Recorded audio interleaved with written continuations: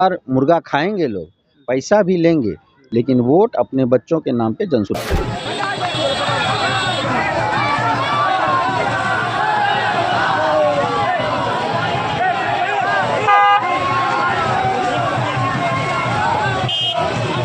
हम लोग यही चाहते हैं, हम लोग गरीब परिवार है, जो बिजली लगाए हैं उसमें मीटर में पैसा डालते हैं, 4 दिन चलता है वो काट लेता है।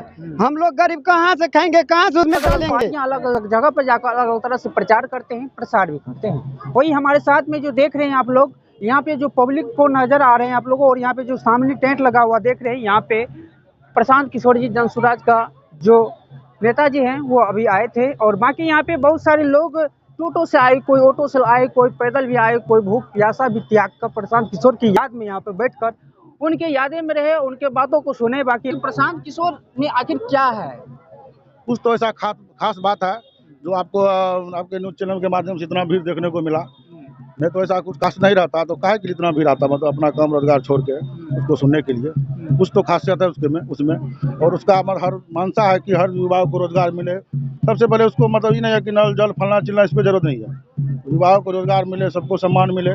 और सबसे तो चरम भ्रष्टाचारी पे है, ठीक है। यहाँ पे मतलब कहने के लिए को कहा जाता है कि मतलब कहीं भी कुछ नहीं लगता है, आप मतलब घूस नहीं लगता, यहाँ नहीं लगता, वहाँ लगता है। हर जगह बिना पैसा का कोई काम नहीं किया जाता है। डिग्गा बजाने पहले के समय में क्या था, डिग्गा बज गया तो एक उन लोगों का आंदोलन होता था। सच्चाई यही है कि अभी तक की जो भी सरकार रही है, सब उन लोगों को इलेक्शन के टाइम में जो है ना, हम यूज नहीं करना चाहते वर्ड, बस महुआ दे दिया, सबको मस्त कर दिया, अपना वोट ले लिया। अब वो लोग भी समझ गया है कि हम डिग्गा बजा रहे हैं तो अब ये आंदोलन वाला डिग्गा है, और इस बार जनसुराज की सरकार बनेगी और ये डिग्गा का ध्वनि जो है देखिएगा कितना आसमान छू जाएगा, आसमान हो जाएगा। यस। सरकार की बड़ी बड़ी योजना आ रहे हैं, मनरेगा के तहत, और पेंशन योजना, और इंदिरा आवास जिसे कहते हैं आप लोग प्रधानमंत्री आवास योजना, और कुछ वर्ष पहले आप लोग से इंदिरा आवास कहते थे। क्या अभी जो उम्र हो रहा है अभी आप लोगों को मिला है, नहीं मिला है? हम लोग कहते तो मिला है, क्यों नहीं झूठ बोलेंगे, नहीं तो मिला है, उसमें कोई कमी नहीं है। लेकिन हम लोग के यही चाहते हैं, हम लोग गरीब परिवार है, जो बिजली लगाए हैं उसमें मीटर में पैसा डालते हैं, 4 दिन चलता है वो काट लेता है। हम लोग गरीब कहाँ से खाएंगे, कहाँ से उसमें डालेंगे। बाकी प्रशांत किशोर जी यहाँ पे आए तो यहाँ पे 2000 वाला बात, ठीक है, पेंशन योजना जैसे 400 मिलता है वो भी बातचीत थी। आप भावी प्रत्याशी हैं बिहारीगंज विधानसभा से, क्या लगता है आपको? देखिए, ये जो 2000 की बात किए हैं, बात सही है। 400 रुपये अगर आप किसी 60 साल के ऊपर के पुरुष महिला को अगर आप पेंशन, 400 रुपये में क्या होता है ये बताइए। एक जीवन जीने के लिए कम से कम अगर 2 आदमी हैं, 4000 रुपये तो चाहिए। तो प्रशांत किशोर या जनसुराज की सोच ये है कि अगर हम 4000 रुपये एक फैमिली में दे रहे हैं तो एक वो बर्डन नहीं होगा अपने बच्चों पे। वो अपना खुद दवाई का खर्चा हो या जो भी दूध दही अपना वो खुद से कर सकते हैं, और इसके साथ ही वो उनके बच्चों को भी रोजगार दे रहे हैं, यहीं पे रोजगार मिलेगा तो घर में पैसा आएगा, घर खुशहाल बनेगा। यही तो वो चाहते हैं, यही हम भी चाहते हैं, हमारी जनता यही चाहती है कि हर घर में खुशहाली हो। ऐसा नहीं है कि सिर्फ प्रशांत किशोर जी के घर में हो, लालू जी के घर में हो, मोदी जी के घर में हो और अपने नीतीश चाचा के घर में हो, सबके घर में खुशहाली हो। समाज खुशहाल रहेगा तो सब बढ़िया रहेगा, यही तो बात है। लेकिन अच्छा इधर आइए, थोड़ा इधर घूमिए ना। आपका इंदिरा आवास मिला है कि नहीं मिला है? नहीं, आवास मिला नहीं। कितना उम्र हो रहा है? 60 के लगभग है। कितना कमा है? व्यंजन ले लेता है 50 रुपया। 60 वर्ष है और कुछ नहीं मिल रहा है, और कुछ नहीं मिल रहा नहीं। और हमारे सामने जो देख रहे हैं यहाँ पे देखिए कि ई रिक्शा चालक है और ऑटो ड्राइवर है, और यहाँ पे हम देखे तो भैया बोले कि यहाँ पे टैक्स ले लेता है, रंगदारी टैक्स लेता है। ऑटो चलाते हैं। हाँ, टोटो चलाते हैं। गरीब आदमी है, हम लोग किस्ती उठा के, कर्जा उठा के, 10 रुपए 5 रुपए सैकड़ा पर पैसा उठा के हम लोग किसी तरह से परिवार पालने के लिए हम लोग टोटो लिए हैं। और उस टोटो में जब बाजार आते हैं तो चारों तरफ एक ही आदमी का चारों तरफ लोग बैठा हुआ है। कहीं भी सवारी लेकर अगर बाजार से बाहर निकलते हैं तो वहाँ 50 रुपए बैरियर लेता है। 50 रुपया ले 50 रुपए लेता है। कितना कमाते हैं? भर दिन में 50 रुपए लेता है। भर दिन में तो वही 200-400 होता है, 500 होता है, इससे ज्यादा नहीं होता है, 500 से ज्यादा नहीं होता है। हम जरा सोचिए, गाड़ी चलाते ही पे बनमनखी में, बनमनखी में चलाते हैं। कहाँ पे, कौन सा चौक पे? इसी बनमनखी में पूरा बाजार में चलाते हैं। नाम क्या हो आपका? बस स्टैंड का नंदलाल चौधरी। अब देखिए कि ये जो सर हैं, चाचा जी हैं। दूसरी बात क्या है कि सरकारी हॉस्पिटल है, सरकारी हॉस्पिटल में एक महिला डिलीवरी पेशेंट अगर चला जाए तो उनका देख रेख नहीं है, उनका देख रेख नहीं है। पैसा नहीं लिया इसका, लेकिन आज समझे? सबका छूट सरकारी हॉस्पिटल में देख रेख नहीं है, पढ़ाई में देख रेख नहीं है।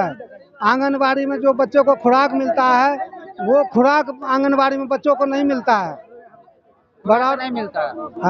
आंगनबाड़ी में नहीं। आंगनबाड़ी में कुछ नहीं बच्चे को मिलता है। हमारा पोता पोती जाता है पढ़ने के लिए, हम देखते हैं कुछ खुराक नहीं मिलता है बच्चों को। जैसे सरकार की तरफ से खुराकी है, हलवा है, फल फ्रूट है, कुछ नहीं मिलता है। अंडा सिर्फ कुछ नहीं मिलता है, अंडा उंडा कुछ नहीं मिलता है। सिर्फ एक खिचड़ी इतना सो बनाएगा, खिचड़ी थोड़ा सा दे देगा, बस हो गया। आंगनबाड़ी का बहुत बुरा हाल है।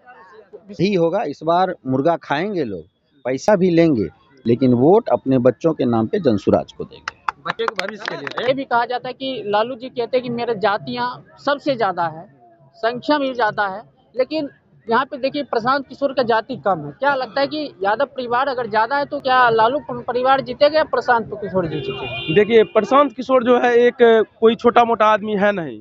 वो अपने मुंह से इस मंच में भी बोले थे कि मैं पागल नहीं हूँ, कि मैं 3 साल से मैं पदयात्रा कर रहा हूँ। और उनका सोच देखिए, वो बोले कि आपके बेटे लालू यादव के लिए, लालू यादव अपने बेटे को देखेंगे, नीतीश कुमार अपने बेटे को देखेंगे, लेकिन आपके बेटा को कौन देख सकता है। मैं वोट मांगने नहीं आया हूँ, प्रशांत किशोर जी बोले थे, मैं वोट मांगने आपसे नहीं आया हूँ। लेकिन आप ये खुद सोचिए कि लालू यादव अपने बेटे के लिए मर रहे हैं, नीतीश कुमार अपने बेटे के लिए मर रहे हैं, लेकिन आपके बेटे के लिए कौन मर रहे हैं।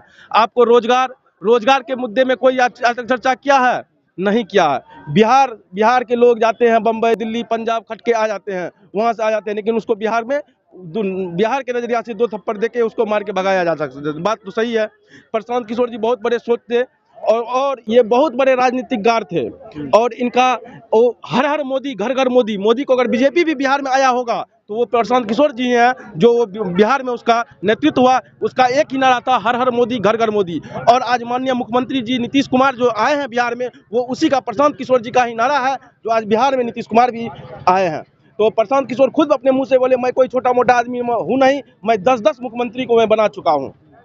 अच्छा, आप लोग का विधानसभा है, विधानसभा से आप लोग किसको चुनते हैं कि विधायक कौन बनेगा? देखिए, हमारे विधानसभा के भावी उम्मीदवार आलोक भैया हैं, जो बहुत ही युवा आदमी है, ठीक, और सब दुख सुख में आदमी, जो कि हमारे बिहारीगंज में निरंजन मेहता भी विधायक है, माननीय अभी फिलहाल विधायक हैं जदयू से, ठीक। लेकिन उनके पास नहीं जाके और हमारे आलोक भैया के पास आते हैं कोई भी समस्या लेके कि आप मेरा कर दीजिए, आप उनसे नहीं हो रहा, मगर आलोक भैया कुछ है नहीं, फिर भी आप उसके पास आते हैं। अभी फिलहाल कुछ आलोक भैया खुद बोलते मैं भी कुछ हूँ नहीं, आप मेरे पास क्यों नहीं आते? तो बिहारीगंज की जनता बोलती है कि सर उससे वो कुछ कर नहीं रहे, इसलिए आपके पास आते हैं, आप इसका समाधान कीजिए।